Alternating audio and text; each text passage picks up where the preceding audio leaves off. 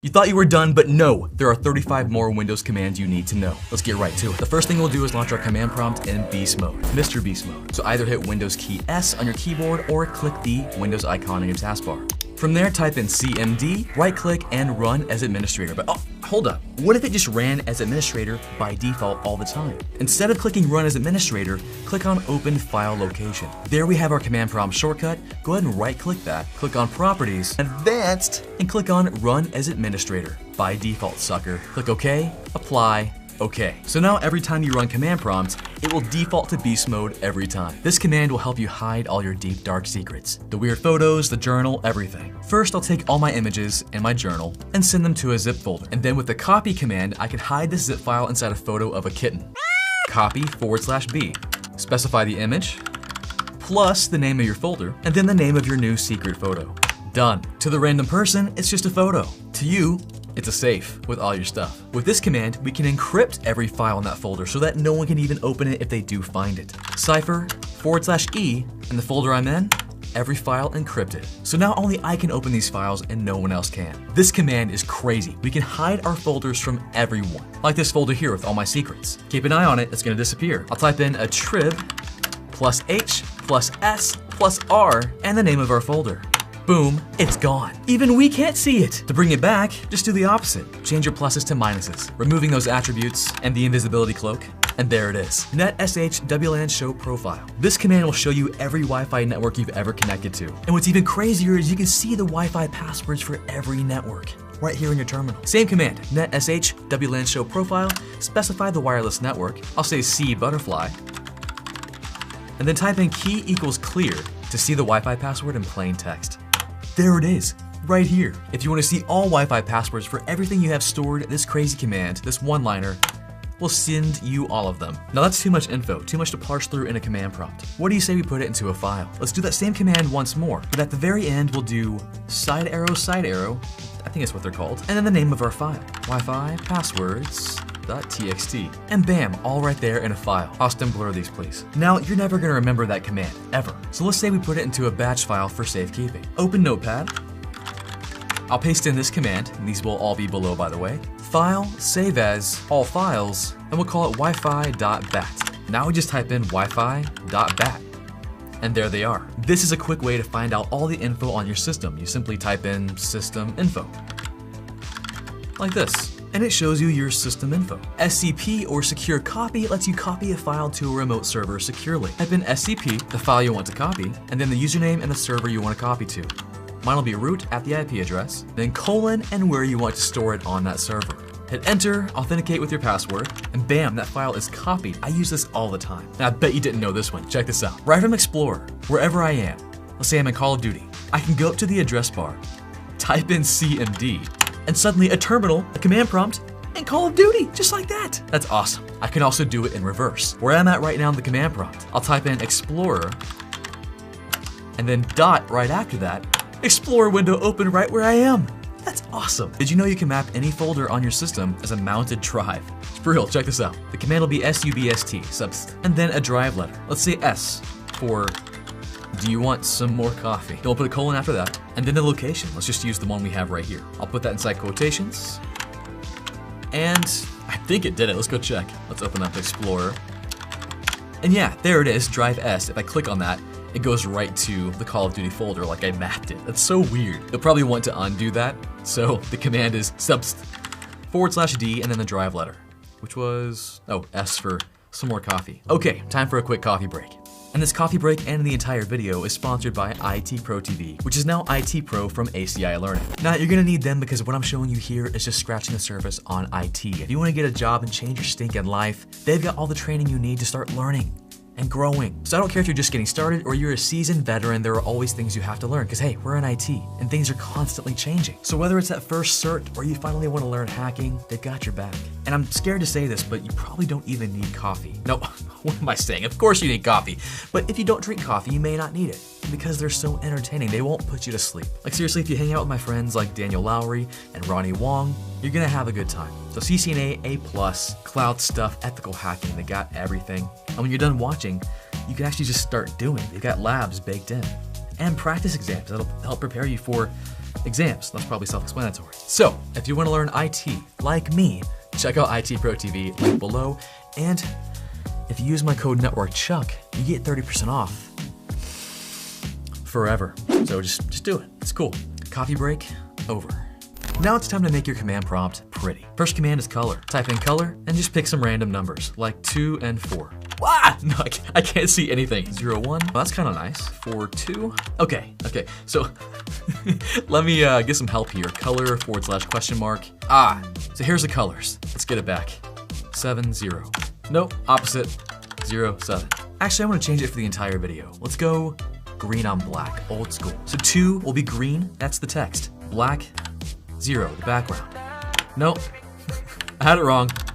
There we go. I spent way too long in this command.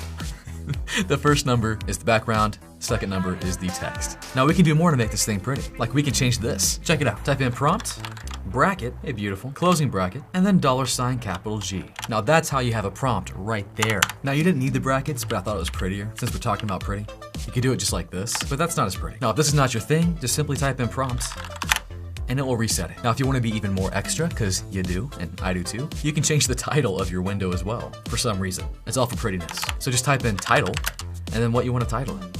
Home Sweet Home. Look at that, it changed the name.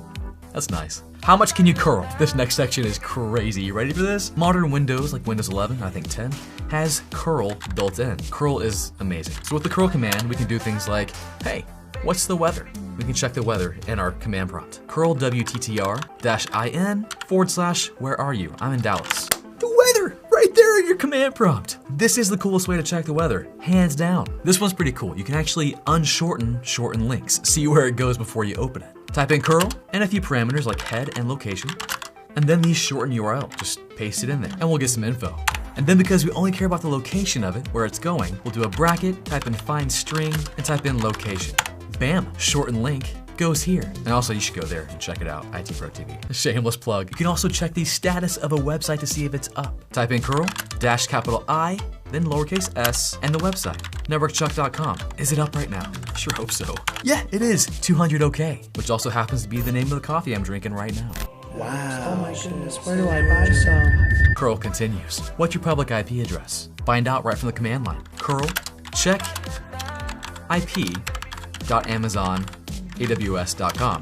Bam, public IP, but you can't see mine, I blurred it out. Right, Austin? You blurred that, right? Thank you. This one's kind of dumb, but it's still pretty cool. You can use curl from your command prompt to create a QR code. Type in curl and then qrenco.de and then / the website you want to make a QR code for. Let's do networkchuck.coffee. And QR code right here in your command prompt. That's just the coolest way to do it. Let's see if it works. Dude, it totally worked. That's awesome. You're welcome. Now I have good news. You no longer have to rely on YouTube to know when I upload a video. You can use the command prompt. It does everything. Back to curl. You can curl -s and then this address, which is kind of long. And then at the end, just say user equals whoever you want to see. And it will show you the latest video from your favorite YouTuber. At least the name of it, not the entire video. That'd be kind of cool. And you can even do it for Twitter. Check this out. Same story, curl -s, but a Twitter URL. And there's my latest tweet. You never ever have to leave the command line. That's the point of this video. Stay here. I told you, it's home sweet home, buddy. No, curl's not done. A few more. You can define a word. Dictionary right in command prompt. Curl dict.org /d for definition, colon, and then a word. Let's do the word of the day. Contretemps. An unexpected and untoward accident. Something inopportune or embarrassing. A hitch. Use it in a word. In this unhappy contretemps. I'm never gonna use that word. Now this is probably the coolest use of curl, and it's where worlds collide. When worlds collide. Now did you know you can use ChatGPT from the command line? This is crazy. Check this out. Now we're also still using curl. I'm gonna paste in this long command. I'll have it below. And let's ask it a question. Who has the longest beard? And there it is right there in the command prompt. 8 feet 2.5 inches. How do you live? Dude must know so much about IT. Now we can use ChatGPT in Windows command prompt. It's only fair that ChatGPT can then use command prompt on it, right? You can do that, by the way. Found this post on Reddit with a pretty fun prompt. Let's try it out.